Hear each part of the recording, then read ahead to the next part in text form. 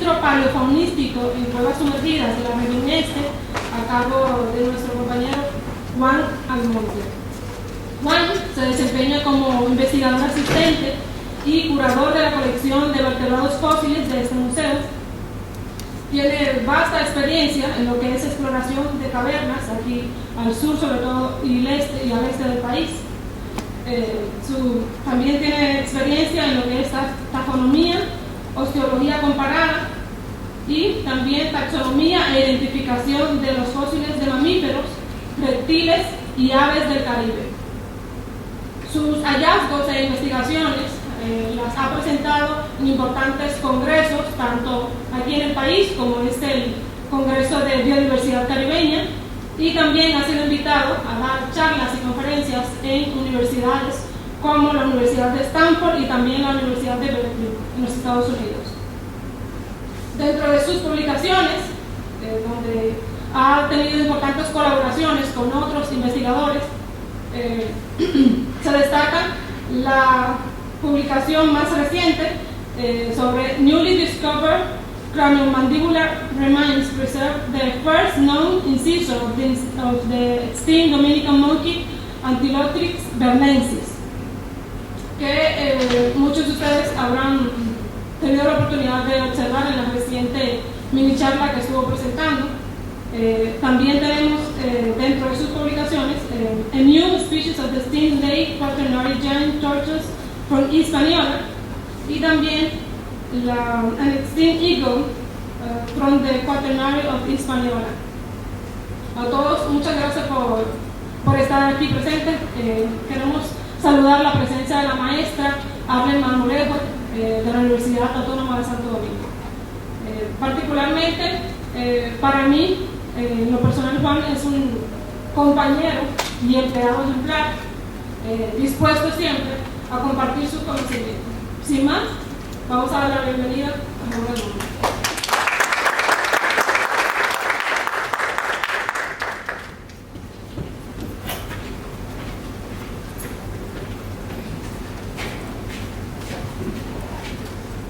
Muchas gracias a todos, gracias a Evelyn por la presentación y gracias a ustedes por venir a compartir con nosotros los trabajos que se realizan tanto en el museo como también otros investigadores que hacen sus presentaciones todos los meses en este programa de intercambio científico. Bien, el tema que tenemos para hoy es el registro paleofaunístico en cuevas sumergidas de la región este. Y las cuevas sumergidas son un ecosistema muy interesante y muy complejo, el cual alberga una gran biodiversidad que va más allá de lo que nosotros conocemos. Son muy complejos y también un poco peligrosos y muy poco estudiadas.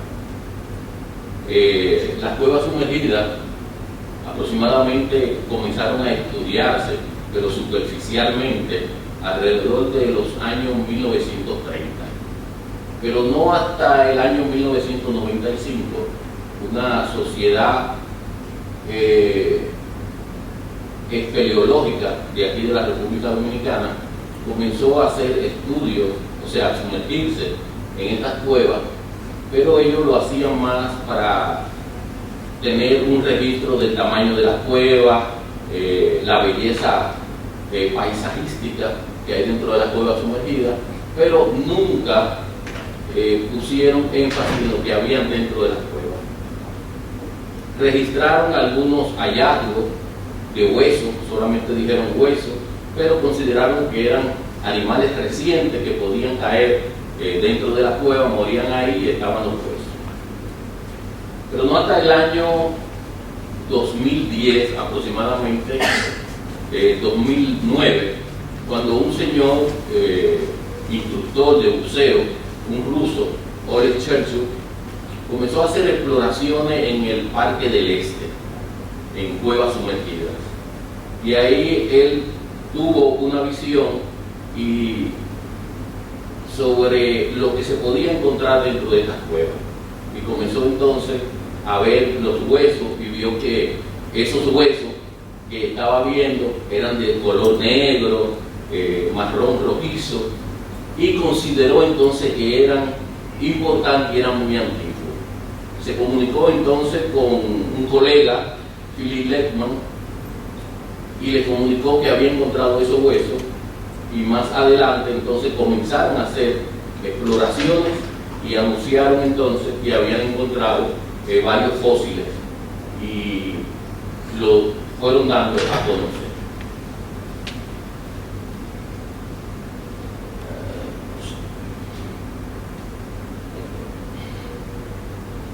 Bien, las cuevas sumergidas es un ecosistema muy complejo, el cual, como todas las cavernas, son muy diferentes todas las cavernas, pero la que nosotros vamos a presentar, donde encontramos los fósiles, son cavernas que son de formaciones cársicas, y estas cavernas tienen aproximadamente 4 zonas: zona de absorción, zona valosa, la zona freática y una zona epifreática. O sea que las cuevas, como vemos aquí, están compuestos por diferentes zonas, como la vemos. Esta foto que nosotros vemos aquí es una de los 3 ojos. Me imagino que muchos han ido a los 3 ojos.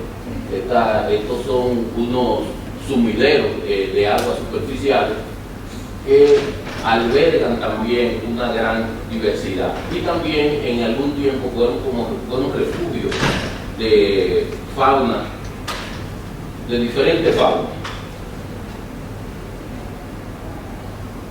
Estas imágenes que nosotros vemos son de cuevas sumergidas diferentes. Estas cuevas vemos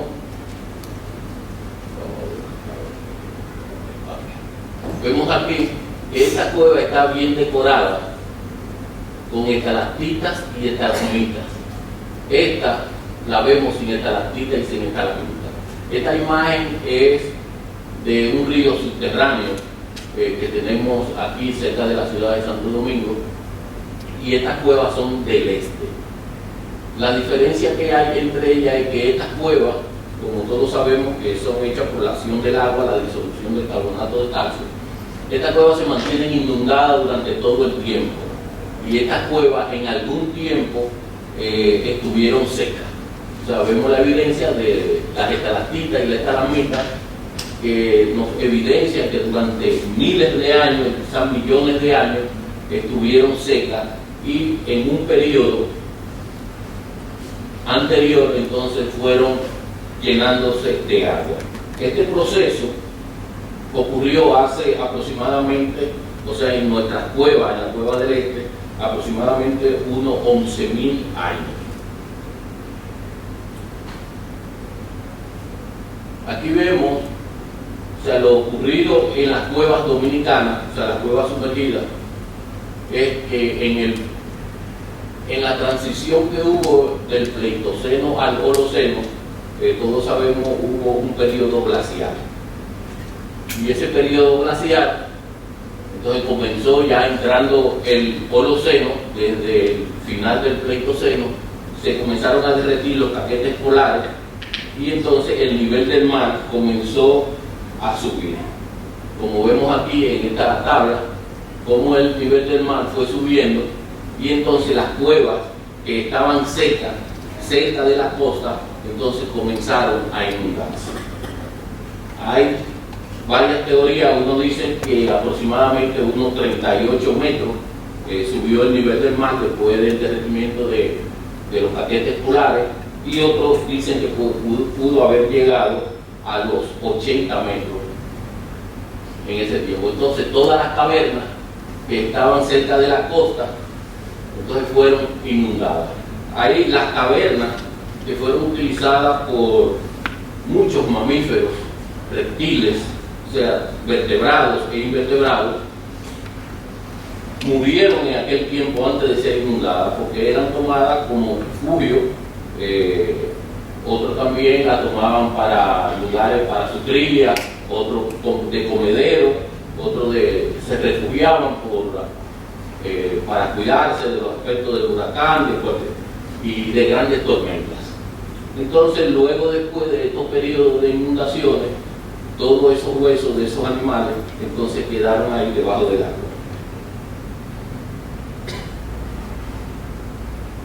En el este, que es la región que nosotros hemos estado visitando, se identificaron varias cuevas, o sea, de cientos de cuevas que hay varias cuevas que tienen importancia paleontológica. O sea, en esa cueva, como dije anteriormente, tanto la Sociedad Espeleológica Dominicana había hecho varias exploraciones y había encontrado restos fosilizados de vertebrados, y al comienzo, cuando ellos encontraron eso, hicieron un convenio con el Museo del Hombre Dominicano y exploraron varias cuevas y extrajeron entonces varios restos fósiles. Dentro de esas cuevas importantes se encuentra la cueva Manantial Padre Nuestro, que está ahí en Valladolid, en la provincia de La Romana, y la cueva La Jeringa, que está en la provincia de Altagracia, y la cueva Olepá, que también está en la provincia de Altagracia. Esas fueron las cuevas que exploraron cuando la Sociedad Espeleológica Dominicana tenía un convenio con el Museo del Hombre. Más adelante, ya en el año 2017, la sociedad hace un convenio con el Museo Nacional de Historia Natural y exploramos las cuevas Cueva Macho, Cueva Guerrero y Cueva Tridente. Y todavía faltan muchas cuevas. La cueva Padre Nuestro se encontró un registro bastante amplio de fósiles, sobre todo en el orden de los primates. Pudieron extraer el Ankylosteris bernensis y lo pusimos aquí, el cráneo casi completo que ellos encontraron, sin el maxilar inferior. Vemos que le hacen falta los incisivos y otras partes del cráneo también. Y aparte del Ankylosteris bernensis, también en el orden de los pilosa encontraron el Paropnus, Acratopnus, Neopnus, y de los roedores, Isolobodon puertorricensis, los Protomi y también restos de Plagiodontia. En la cueva La Jeringa también ellos encontraron un cráneo de mono muy fragmentado y desarticulado, como en este caso. Como el caso que estamos viendo aquí, luego ellos lo tomaron y lo pudieron pegar a algunas partes, y vemos cómo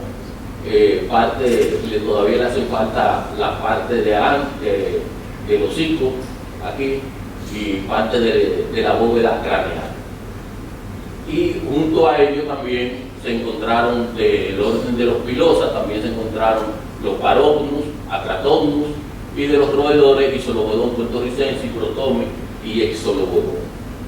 Ponemos el cráneo de los primates porque es dentro de los hallazgos más importantes que pudieron ellos encontrar en la cueva La Jeringa. También la cueva Olepá es una cueva que está en la provincia de Altagracia, cerca de Bávaro. Ahí ellos pudieron extraer el cocodrilo rombífero. Hasta esa fecha, eso fue en el año 2012, hasta esa fecha no había registro de la presencia del cocodrilo cubano, el cocodrilo rombífero, y en esa cueva entonces se encontraron cerca de 7 ejemplares completos en la cueva Olepá.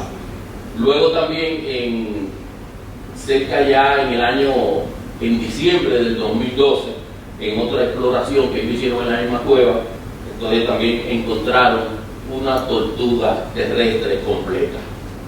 Y luego la extrajeron. Cuando ellos la extrajeron se desarticuló, la llevaron al Museo de Nueva York y la pegaron de nuevo, y entonces la describieron como una nueva especie de tortuga terrestre Chelonoidis dominicensis. Aquí en la española hay dos especies de tortugas que describimos hace 2 años, el Chelonoidis marcanoides. Y entonces ellos encontraron esa tortuga en el Este.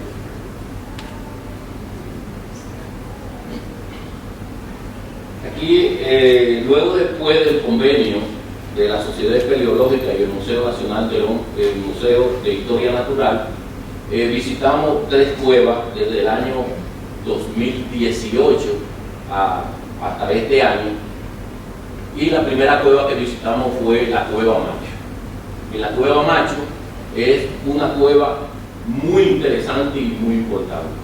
Es la cueva donde más especímenes hemos encontrado de restos fósiles en toda la República Dominicana hasta este momento.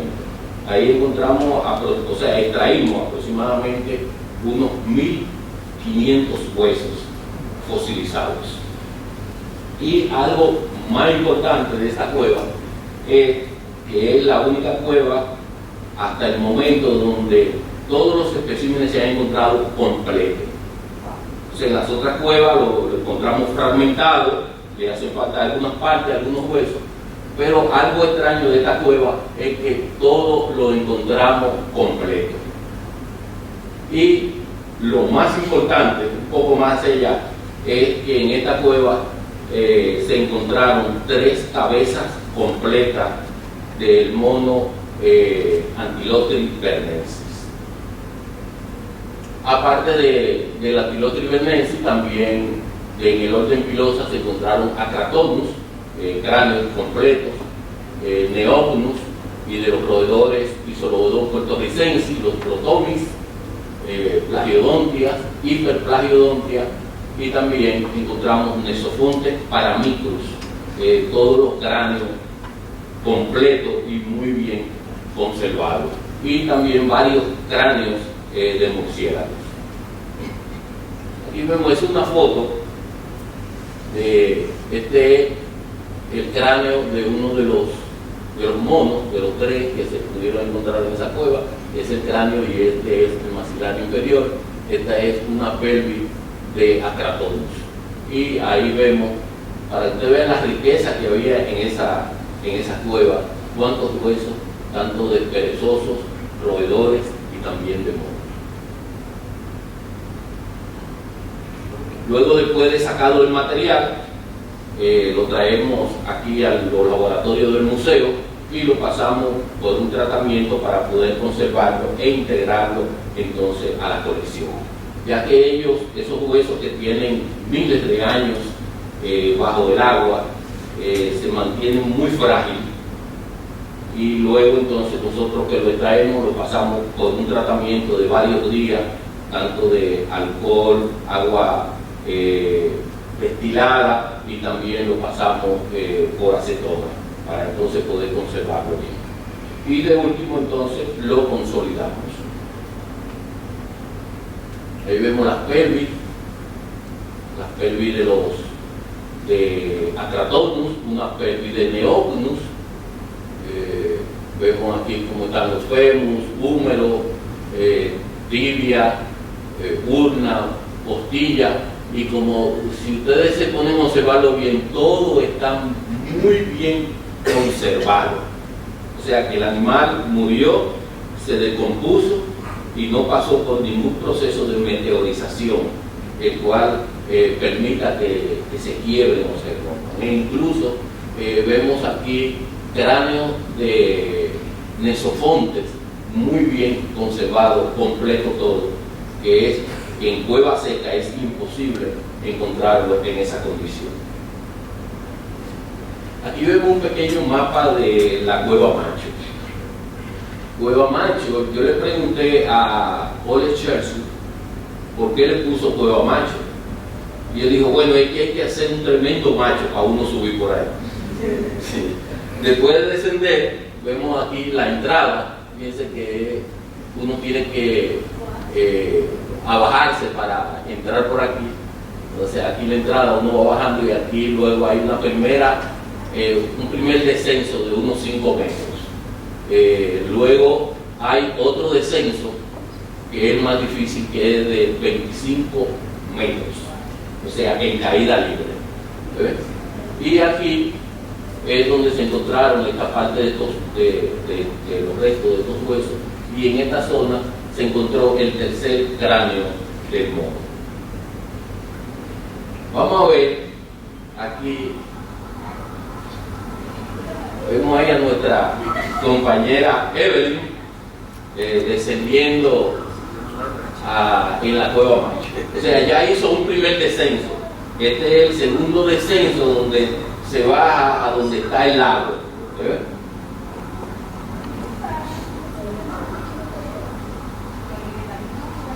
Hay que ponerle cueva a Evelyn.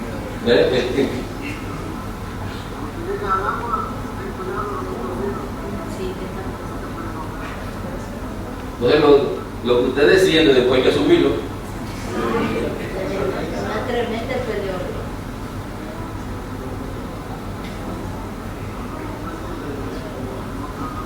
Entonces ahí se desciende al medio del lago.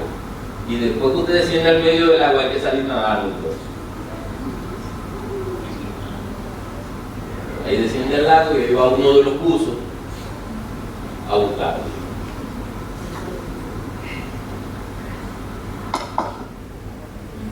Muy interesante. Entonces, en esta cueva, que es de gran importancia paleontológica, se encontraron estos 3 cabezas completas de mono. Nunca antes se había recuperado cabezas completas de la especie Antilotes bernensis. Aunque algunos, como en este caso, aquí, le faltan algunos incisivos, a este un incisivo, a este también, y a este varios incisivos. Pero tanto el cráneo como la mandíbula están completas. Esta parte aquí, el hallazgo de esta cabeza completa, vemos la importancia en ella con relación a otros hallazgos de esta especie de mono. Miller, en el año 1928, en unas excavaciones que hizo en un comedero de aborígenes en Samaná, encontró la parte distal de una tibia de mono. Él la atribuyó a los Cercopithecus en aquel tiempo, pero no podía describirlo porque esta parte no es un carácter diagnóstico para poder describirla como una especie. Fue muy controversial, porque en ese tiempo se pensó que los monos que habían en la Hispaniola habían sido introducidos y consumidos también por los aborígenes. Pero esa teoría ya quedó desfasada. En el año 1995, en la cueva de Berna, había un grupo de personas extrayendo el guano de los murciélagos y ellos descubrieron unos huesos humanos. Dieron parte al Museo del Hombre Dominicano y ellos fueron e hicieron una excavación, la hicieron con la técnica de estratigrafía, con unos cortes estratigráficos, y encontraron este fragmento del maxilar superior izquierdo de un mono.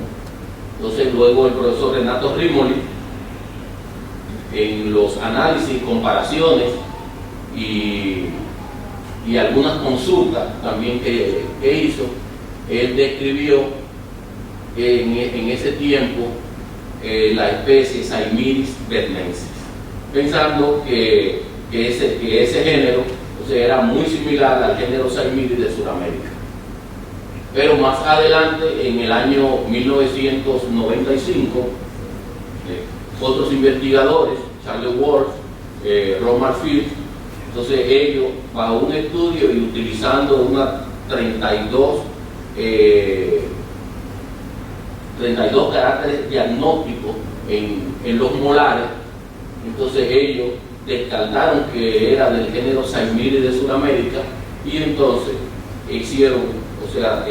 plantearon un nuevo género para el área del Caribe, que es el antilóster. Y entonces pasó a ser Antilotes bernensis. Bernensis, porque fue encontrado en la cueva de Bernensis. En Padre Nuestro, entonces, como vemos aquí, o sea, hasta el año 2011, solamente lo único que había de mono era estos fragmentos. Ya en el año 2011 se encontraron tanto en Haití algunos fragmentos craneales y postcraneales, pero de otra especie de mono que dice la cebultoisoniana. Pero en este caso, ya en el año 2011, en la cueva Padre Nuestro, como vimos anteriormente, se encontró este cráneo que fue considerado en ese tiempo hasta ahora el más completo. Luego también en el año 2012 en la jeringa se encontró este desarticulado, este cráneo, y en la cueva Macho en el 2018, entonces ya encontramos la cabeza más completa de la especie Antilosteris bernensis. O sea que esto es, podemos decir, esta es la niña bonita de nosotros aquí. ¿No es la profesora? Sí. Eso motivó a que muchos investigadores extranjeros se pusieran en contacto con nosotros. Varios de ellos han venido para ver y estudiar estas cabezas de monos que hemos encontrado en esta cueva. Aquí también vemos parte del cráneo completo del género Protomys y también cráneo completo de murciélago que encontramos también allá en la cueva Macho. Estas son las pelvis de los perezosos.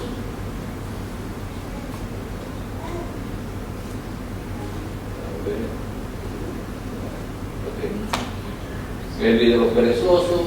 Aquí vemos un cráneo también completo del género Acratonus. Cueva Guerrero. La cueva Guerrero es una cueva que se conecta con cueva Macho,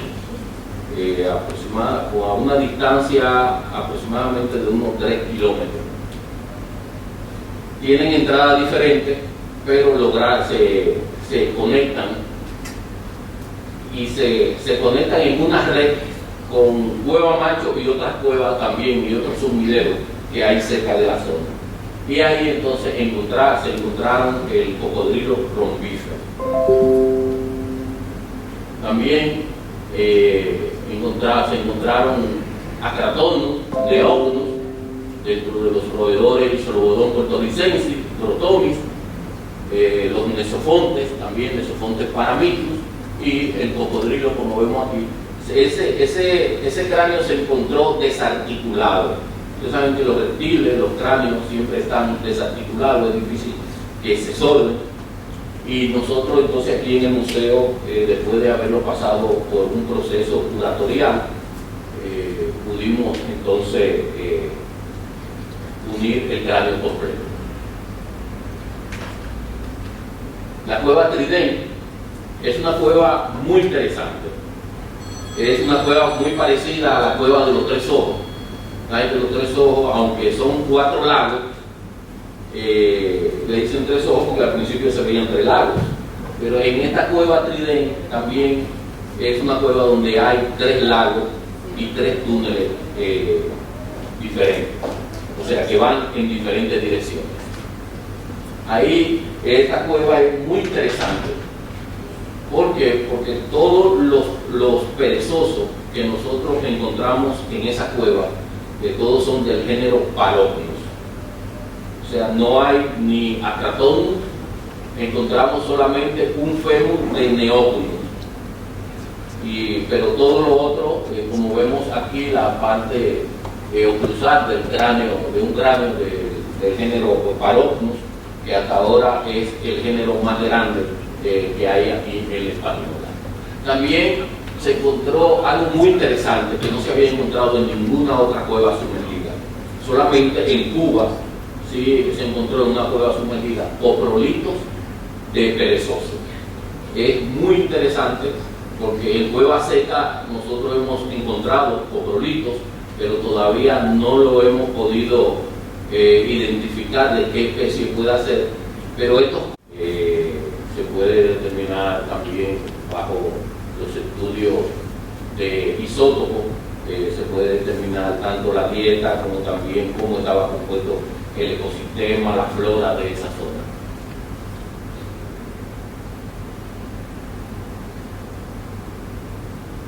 Y esto es de una de las últimas pruebas que se han explorado, pero todavía no se han extraído estos huesos que nosotros estamos viendo aquí.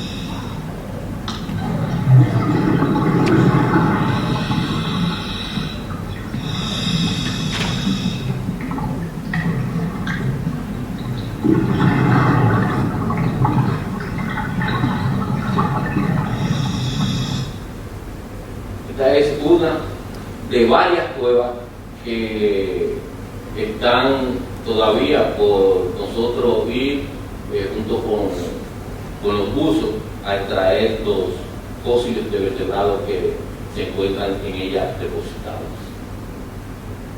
Bueno, agradecemos a la Sociedad Espeleológica Dominicana, también al Museo Nacional de Historia Natural, a la doctora Xioma Cruz de la Universidad de Johns Hopkins y al doctor Robert Maxfield.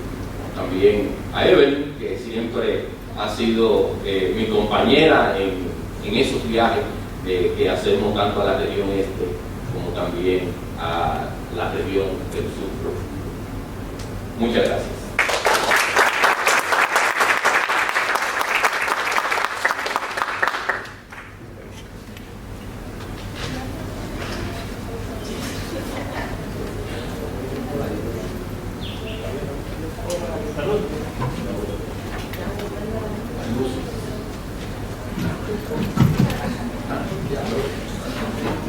Muchas gracias por esa interesante exposición. Ahora pasamos a la ronda de preguntas. Estará mi compañera Solange pasándole el micrófono a quien desea hacer una pregunta.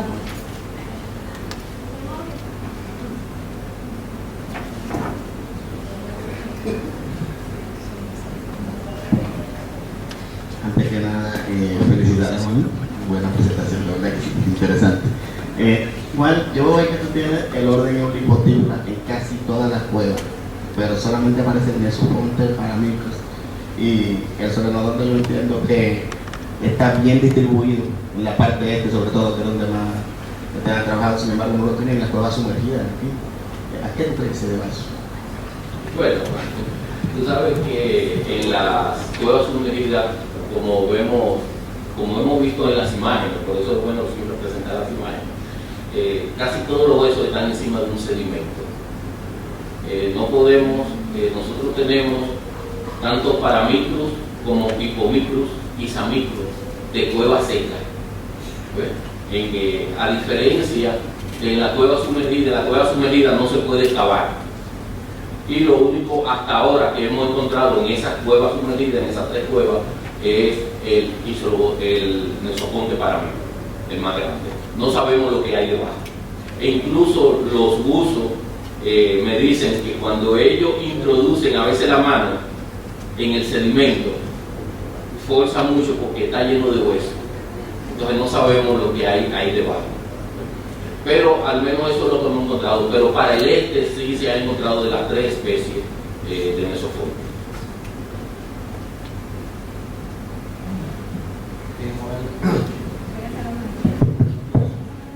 Muy buena charla. Siempre es un placer escucharte hablando de este tema de la paleontología de los claros. Un tanto más que pregunta, más bien como una mediación para que tú socialices algunos detalles con los asistentes. ¿De qué tamaño estamos hablando del mono? Ya esto lo hemos conversado, ¿verdad? Pero ese mono de la Anquilotis, ¿qué tamaño aproximado tenía? ¿Qué peso? Lo segundo es si hay algunas dataciones que permitan establecer coexistencia en el tiempo de algunas especies de estas con poblaciones de aborígenes de la isla. Bueno, sí, los estudios que se han hecho con relación a esta especie, estudios morfométricos, ellos han determinado que el mono medía aproximadamente entre 5 a 10, o sea, pesaba entre 5 a 10 kilos aproximadamente. Pero este estudio morfométrico se hizo de los restos postcraneales y craneales que se encontraron en la cueva Padre Nuestro. Ahora, hay una diferencia también, que los monos que encontramos en Cueva Macho son más robustos que los que se encontraron en Cueva Padre Nuestro. O sea que hay diferencia en cuanto al tamaño y en cuanto al peso de los monos en esas dos cuevas. Y las dataciones que se han hecho, al fragmento mandibular izquierdo superior que se encontró en la cueva de Berna, se le hizo una prueba de carbono 14 y arrojó aproximadamente entre 3.700 a 4.000 años. Ahora, no es concluyente, porque posiblemente el fragmento tenía muchos contaminantes. Entonces hay algunos investigadores que lo dan por veraz y otros no lo consideran. Ahora, en la cueva La Jeringa, el cráneo que se encontró con concreciones, y se le hizo una datación a las concreciones y la datación dio 1.3 millones de años.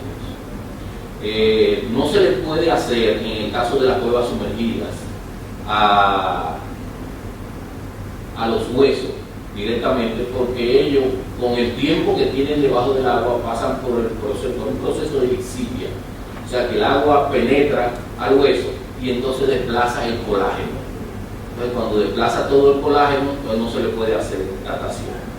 Entonces, en este caso, se planteaba al principio, cuando Miller encontró el fragmento de la parte distal de la tibia, de que podrían los aborígenes, o sea, los primeros pobladores de la Española, que fueron los paleoindios, hace aproximadamente unos 5.000 años, pudo haber habido una interacción y ellos pensaron que entonces esos aborígenes se lo comían.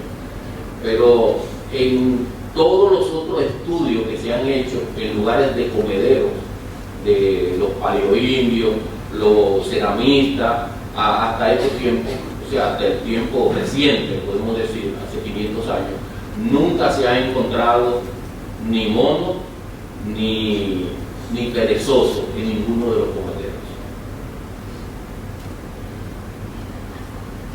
Hola, Juan. Excelente presentación. Quería saber, de todos los gasterópodos que se ven en algunas imágenes, ¿no hay ningún como registro de identificación? ¿No lo consideraron relevante? Solo curiosidad mía, porque veo mucho, pero no lo he mencionado en ninguna parte. Bueno, nosotros lo tenemos sí separado aquí, pero no hemos hecho el estudio todavía de a qué especie pertenece. O sea que si hay alguno, por aquí tenemos que él puede, aprovechar eso. Y todos esos moluscos que nosotros hemos encontrado, que lo tenemos depositado aquí, tiene la oportunidad de estudiar. Hola, Juan. Hola, Arturo.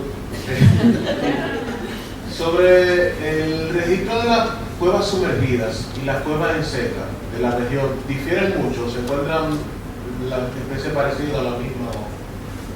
Bueno, se encuentran la misma, porque en todas las excavaciones que hemos hecho allá en el sur, en Pedernales sobre todo, hemos encontrado de todas las especies de perezosos, de roedores, menos del Chemisia gravis, que era el roedor más grande.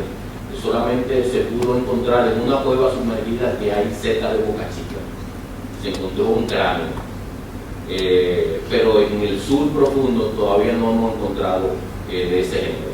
Y en una cueva que le pusimos cueva del mono, encontramos un fémur solamente, pero pertenece al Miceraceum dawsoniana, no al Antiloterianense.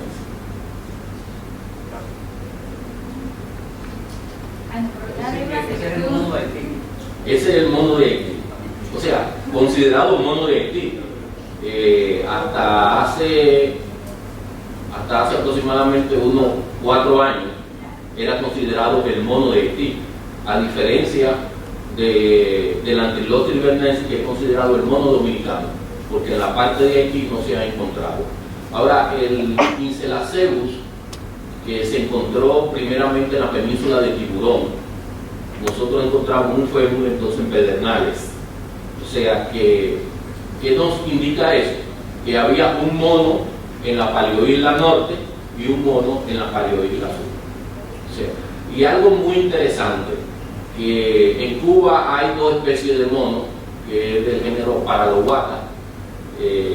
En Jamaica hay una especie de mono, y aquí hay dos especies, pero con la diferencia de que aquí hay dos géneros, y de cada género una especie.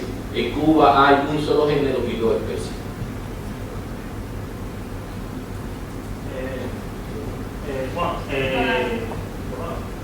Bueno, está bien. Yo sé que obviamente eso no está dentro de la presentación, pero tú sabes si en la cueva de Haití se han hecho en la cueva sumergida de Haití se han hecho algún trabajo, y si se han hecho, más o menos en cómo difieren la fauna de las dos, o sea, de la cueva de Haití con la cueva del este. No, solamente he tenido conocimiento de que en una sola cueva, en Haití, pero cerca de la frontera dominicana, se hizo una exploración y ahí no se encontró esto. Pero debe de haber.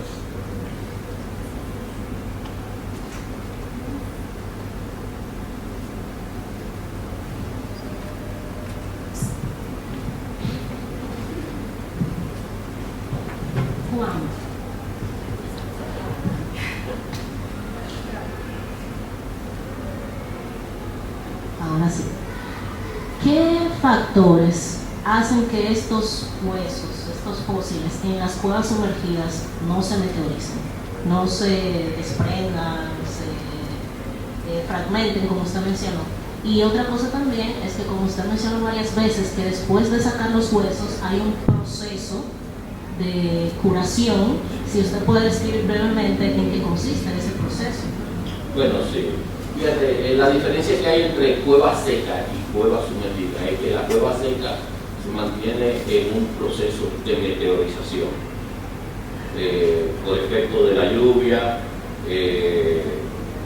grandes tormentas, movimientos tectónicos, pues, y la cueva, como se mantiene seca, siempre se mantiene en un proceso dinámico de movimiento de sedimentos. Entonces, cuando hay lluvias torrenciales o sube el nivel de la capa freática, entonces todo el sedimento es movido junto con los huesos. Entonces, cuando lo mueven, ¿qué hace? Que se fragmenta. A diferencia de la cueva sumergida, y en esto estamos trabajando en cómo poder determinar, como vemos el caso de Cueva Macho. Cueva Macho no hay, en todo lo que hemos recuperado, más de 1000 huesos, ninguno está fraccionado, o sea, ninguno está roto, todo está muy bien conservado. Ahora, ¿qué nos preguntábamos? Si era que los animales caían ahí cuando estaba llena, o si los animales murieron ahí y luego entonces se inundó la cueva. O sea, son dos teorías que podemos plantear. ¿Cómo puede haber ocurrido la cueva? Como sabemos, los animales, hay animales que no miden nivel de riesgo, y cuando están faltos de agua, de alimento, ellos, si ven algo en la cueva, para allá van, ¿verdad? Pero muchos de estos animales poblaron la cueva y murieron en la cueva, y las cuevas luego fueron inundadas. Entonces, como el agua se queda estática, que casi no se mueve, entonces por eso no hay meteorización, y entonces se conservan. Ahora, ¿qué pasa con esto? Luego que nosotros lo sacamos, por el tiempo que tiene esos huesos debajo del agua, se ponen muy frágiles.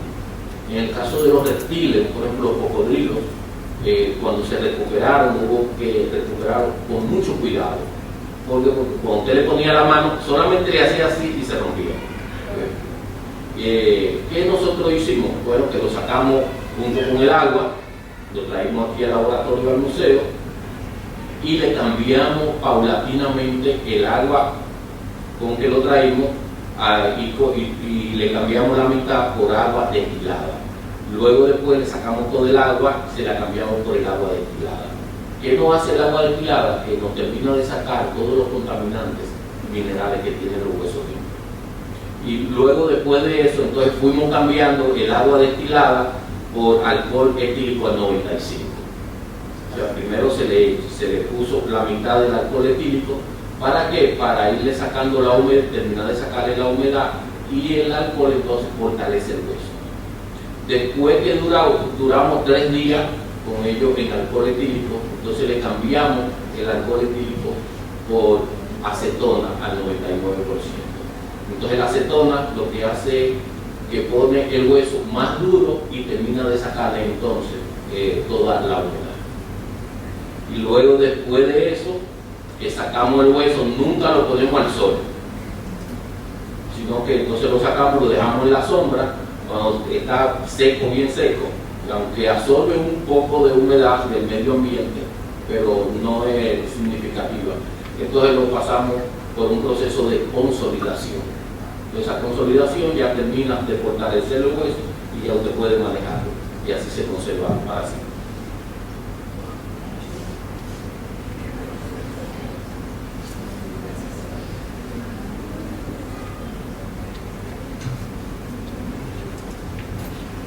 Si no hay más preguntas, nuevamente gracias, Juan, por su presentación. A todos ustedes, gracias nuevamente por asistir, en especial a la maestra Ale Manulejo y también a la maestra Ángela Guerrero, que siempre motivan a sus estudiantes a darnos apoyo en nuestras actividades. Antes de terminar, 2 anuncios. Ya con esta